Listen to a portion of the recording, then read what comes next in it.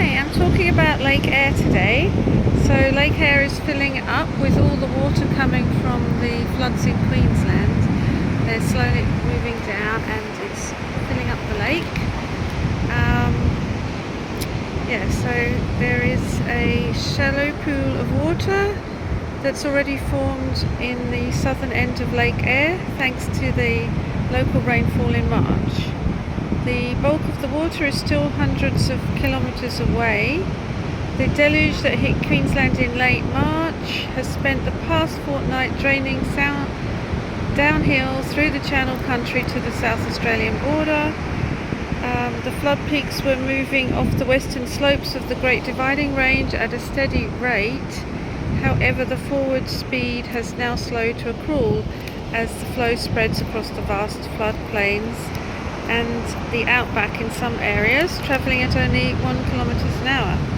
The two waterways that will supply the majority of water are the Diamantina River, which becomes the Warburton River in South Australia, and Cooper Creek.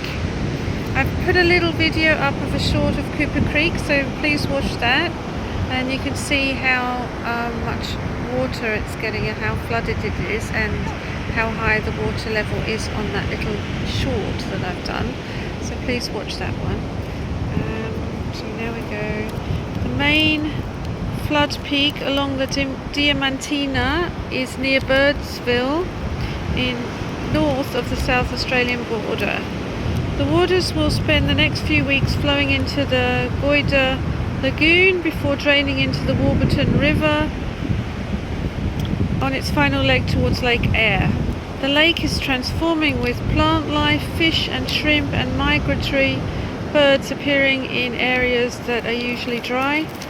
Peak flows are expected sometime in late June, so that's this month. We're coming up for June, so very soon.